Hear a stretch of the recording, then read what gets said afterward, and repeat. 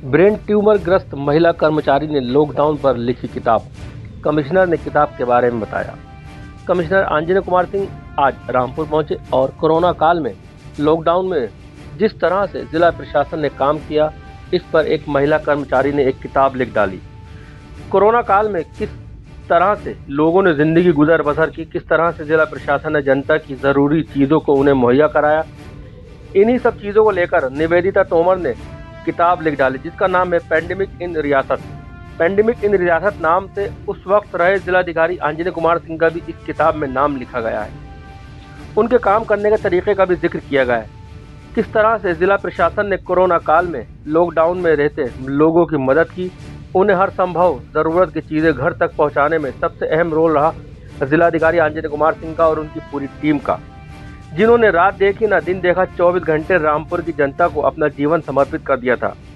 उनकी ज़रूरत ही प्रशासन का मिशन बन गया था कि रामपुर की जनता की जो भी ज़रूरत है उसे कहीं से भी पूरा किया जाए, लेकिन पूरा किया जाए।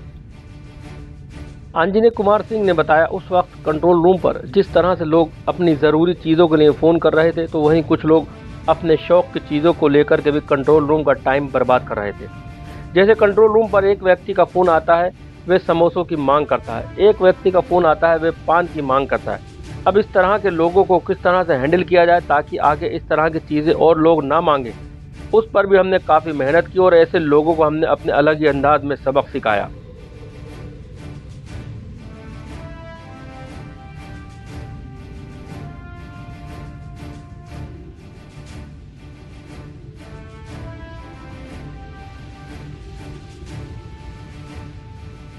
देखिए, पैंडेमिक इन रियासत 2 की मैंने नहीं लिखी है, उसको निवेदिता ने लिखी है, जो कंट्रोल रूम को उस समय हैंडल कर रही थी।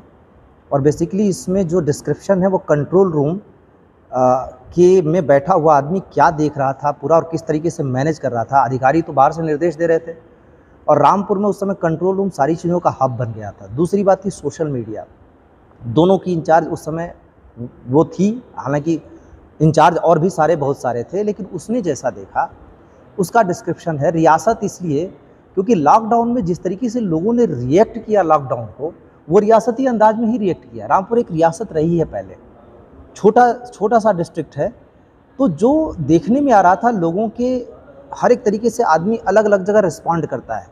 लॉकडाउन एक ऐसी परिस्थिति जो पहली बार सबके सामने आई थी, हमारे सामने भी पहली बार थी और पब्लिक के सामने भी पहली बार थी। एक चैलेंज था कि उसको मैनेज करना है।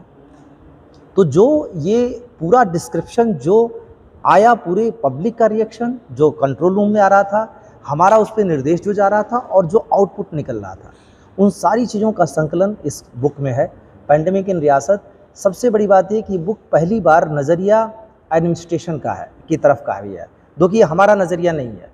एक व्यक्ति जो कंट्रोल रूम में बैठ के हमें काम करते हुए देख रहा है, उसने ऑनेस्टली उन चीज़ों को प्रेजेंट करने की कोशिश की है। लेकिन इसमें एक झलक मिलती है कि उस समय एडमिनिस्ट्रेशन क्या कर रहा था। बहुत डिबेट हुआ है लॉकडाउन पे आज तक, पब्लिक ने क्या फेस किया, क्या उसको लॉकडाउन का नतीजा झेलना पड़ा, वगैरह वगैरह बहुत सारी चीज़ें कहेंगे। लेकिन अभी तक एडमिनिस्ट्रेशन का व्यू पॉइंट नहीं आया था सामने। ये जो नरेशन है वो रियल स्टोरी है, एक तरीके से इसको आप मेमोयर कहेंगे, यानी याद जो कि एकदम फैक्चुअल है, जो जैसा हुआ वैसा ही कहा गया है और उसमें कहीं भी एग्जैजरेशन नहीं है, रिकॉर्ड है एक तरीके से जो उस दौरान हुआ। कोई ऐसा इंसिडेंट इसमें बताएं? बहुत सारे इंसिडेंट हैं। जो नरेटर है, स्टोरी की राइटर है, वो खुद में अपने आप में एक यादगार वो पल है कि वो ब्रेन ट्यूमर से ग्रसित थी और मैंने उसको मना किया हुआ था, दो कि मैं जानता था कि वो बहुत कैपेबल है चीज़ों को हैंडल करने में। ख़ास तौर से मेरा हमेशा से मानना रहा है कि सोशल मीडिया काफ़ी हद तक लोगों को कनेक्ट करके एक वर्चुअल वर्ल्ड बना देता है, जहाँ पे तुरंत रिस्पॉन्स सिस्टम होता है, और वो भी तब जबकि आपको उस समय हैंडल करने के लिए सिर्फ डिस्ट्रिक्ट नहीं, उससे बाहर, देश से भी बाहर के लोग आपको संपर्क कर रहे हैं। तो वो सोशल मीडिया को भी उस समय हैंडल कर रही थी। तो एक आदमी जो कि खुद ब्रेन ट्यूमर से ग्रस्त हो, कोमॉर्बिडिटी, आपको पता है कि ऐसे लोगों को कहा गया था कि घर से बाहर ना निकलें। मेरे सामने भी चैलेंज था कि मैं ऐसे पर्सन को वर्क दूं या ना दूं। She is like sister to me. तो उसको एक दोनों ही तरीके की चीज़ें मुझे देखनी थी। फाइनली जिद करके उसने एंट्री ली और उसके बाद उसने जिस तरीके से चीज़ों को मैनेज किया और कई सारे जो उसके आइडियाज़ थे हमारे बहुत काम आए।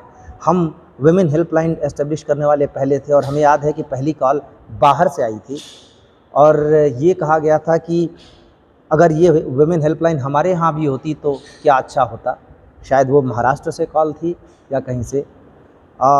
जैसे लॉकडाउन के दौरान बहुत कम लोगों ने इस बात पर ध्यान दिया कि अगर हमें सैनिटरी पैड का डिस्ट्रीब्यूशन करना है, क्योंकि महिलाएं जनरली सामान्य तौर पर काली पॉलीथीन में लपेट के काली पॉलीथीन में लेके जाती हैं घर पे, तो उस दौरान कैसे वो कर रही होंगी, ये भी एक सोच थी। और कई बार ऐसी चीज़ें होती थी जो एकदम अंदर तक हिला देती थी कि एक ओल्ड लेडी थी जिसको तुरंत कैंसर से पीड़ित थी, जिसको तुरंत दवा की ज़रूरत थी और डायलिसिस की ज़रूरत थी। हमने एनी हाउ उसको अरेंज किया, उसको भेजा और उसका एक वीडियो मेरे पास आया था जिसमें उसने कहा था कि शायद मेरा आखिरी स्टेटमेंट हो। मैं जानती हूँ कि मैं बचूंगी नहीं, लेकिन जिस तरीके से एडमिनिस्ट्रेशन ने हमारे साथ किया है वो मेरे लिए जब तक ज़िंदा हूँ तब तक मेमोरेबल है, मेरे पूरे परिवार के लिए मेमोरेबल है। कई सारे लोगों के नज़दीक के लोग उसी समय अगर उनकी डेथ हो जाती थी तो हम कैसे उनको वहाँ तक कनेक्ट करवाते थे। एक वाक़या ये भी है कि एक बच्ची हॉस्टल में अकेली रह गई थी, उसको निकालना चैलेंज से कम नहीं था क्योंकि वो दूसरे स्टेट में थी। कैसे कैसे हमने उसको निकलवाया और रामपुर पहुंचाया। हमारे सामने चैलेंजेस ये भी थे कि जो लोग उस समय गंभीर बीमारियों से ग्रसित थे उनका इलाज कैसे कराया जाए, सामान्य तौर पर जो इलाज की व्यवस्था है वो सुचारू रूप से कैसे चले। और एट द सेम टाइम जो चैलेंज हमारे सामने ये भी था कि जितना कोरोना से बाकी सबको डर लगता था, उतना मुझे भी एक इंसिडेंट मैं ज़रूर बताना चाहूँगा। जो उस समय एडमिनिस्ट्रेशन था और पुलिस का रिस्पांस था वो इस तरीके से, और पब्लिक का भी, जैसे कि कोई लॉ एंड ऑर्डर प्रॉब्लम हो, कर्फ्यू लगा हो और इसको तोड़ना बड़ा ज़रूरी था। और ये मेरे विभिन्न अनुभवों से आया था। मैं अक्सर निकल जाता था अकेले घूमने, कभी बाइक से निकल गया, कभी पैदल निकल गया, तो कई बार लोगों को लगता था कि ये स्टंट के लिए नहीं था, ये चीज़ों को एक्चुअल कंडीशन जानने के लिए था कि डीएम को बहुत सारी चीज़ें नहीं पता चली। मैं एक बार तो पुलिस की मार खाते खाते बचा, उसका भी जिक्र उसमें है कि मुझको दौड़ा लिया था, मैं भी भाग के लोगों के साथ छुप गया था कि अगर मैं वहाँ खड़े होकर दिखाने लगता कि मैं डीएम हूँ तो 4 डंडा पाने के बाद शायद वो पहचान पाते। सबके मास्क लगा होता था। एक जगह बार मैं पूरी कारवां के साथ गुजर रहा था और एक बुज़ुर्ग बैठे थे अपने दरवाजे को आधा खोल के, आधा बाहर आधा अंदर। तो जैसा कि मुन होता था, चलो अंदर चलो अंदर, सब लोग अंदर अंदर करने लगे। तो मैंने उनसे कहा कि बाबा क्यों बाहर बैठे हो? तो कहा कि साहब हमारे घर में इतनी जगह, एक कमरा है, 10 लोग हैं, तो मैं अंदर कहाँ जाऊँ। मैं गया, मैंने देखा और फिर मैंने आके सबको सेंसिटाइज किया कि देखो खिड़की से लोगों को भगाना, भाग जाओ भाग जाओ, ये लॉ एंड ऑर्डर प्रॉब्लम नहीं है, हमें लोगों की संवेदनाओं से जुड़ना है। और यही वजह थी कि लोगों का सहयोग मेरे लिए बहुत ज़रूरी था। और यही वजह थी कि 2 दफ़े ऐसे मौके आए मैं फोर्स इस्तेमाल कर सकता था। जैसे एक बार दवा का संकट उपस्थित हो गया था और जो एक ही पर्सन जो यहाँ डिलीवरी करता था, रात के 11:30 बजे में जाकर उसके दरवाजे पर हाथ जोड़ कर खड़ा हो गया कि प्रशासन अब आपके हवाले है, अगर आप सहयोग नहीं करेंगे तो हम सामान्य रूप से जो गंभीर बीमारियों से पीड़ित हैं उनका इलाज नहीं कर पाएंगे। और उस व्यक्ति ने उसी रात फिर वापस आके, परेशानियां आ रही थी हमें, और फिर इतनी मदद की कि गाज़ियाबाद तक से हम के डीलरों से भी हमारा संपर्क हो गया और हमें बाद में गंभीर रूप से बीमार लोगों के लिए कोई समस्या नहीं आई। बहुत सारे ऐसे एग्जाम्पल्स हैं। जब हम रिविजिट करते हैं तो कई बार इमोशनल कर देती हैं वो चीज़ें कि एक दौर ऐसा था जो कभी नहीं आया और मैं प्रेयर करूंगा कि फिर दोबारा कभी ना आवे। उसने ज़िंदगी बदल के रख दी और उसके हम साक्षी थे। सर कई छोटी मोटी चीज़ें भी, समोसा, पान, इसकी भी लोगों ने डिमांड रखी थी। हाँ, एक जो स्टोरी यहाँ की बहुत वायरल हुई थी समोसे की, वो इंटरनेशनल लेवल पर तक गई थी।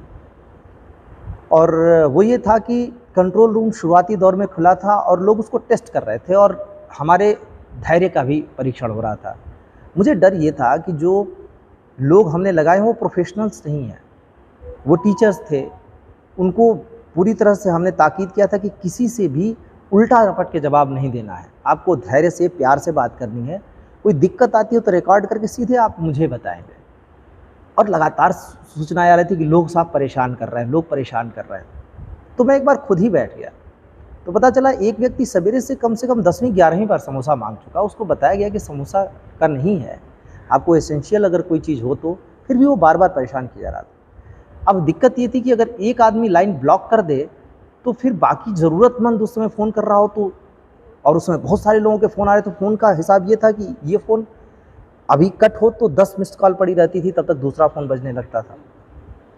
तो फिर फाइनली हम लोगों ने ये तय किया कि इसको किसी तरीके से हम हैंडल करेंगे कि बाकी सबको भी सबक मिले, क्योंकि बाकी जगहों से भी शिकायतें आ रही थी।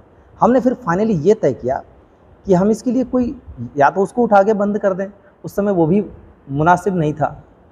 तो फिर ये तय किया गया कि उस समय सफाई अभियान चल रहा था, तो हमने तय किया कि अगर ऐसे लोग करेंगे तो इनको हम सफाई में लगाएंगे। स्वार में ये घटना हुई थी और उस व्यक्ति को स्वार में सफाई के लिए लगाया गया, और फिर बाकायदा बिना उसका चेहरा दिखाए इसको ट्वीट किया गया कि इस तरीके की अगर कोई हरकत करेगा तो इस बात के लिए तैयार रहना पड़ेगा। ये बड़ा डिस्कशन के बाद हुआ। कुछ लोग सहमत थे कि ऐसा करना चाहिए, कुछ नहीं थे सहमत, लेकिन हमें संदेश देना था और ज़रूरी था, इसलिए हमने ये किया। और फिर अचानक से मीडिया के लिए बड़ा अट्रैक्शन का सेंटर बन गया। और सिर्फ समोसा ही नहीं, कोई पान, कोई कहता था मुझे कुक्ड फूड चाहिए, कोई पिज़्ज़ा मांगता था, कोई बर्गर मांगता था। लेकिन हाँ, इस इंसिडेंट के बाद और दोबारा एक पान की जो हरकत हुई उस पर हमने जो एक्शन लिया, उसके बाद से लोगों ने कम से कम ये वाली चीज़ कम हुई और हमें काफ़ी सहूलियत हुई आगे डील करने में।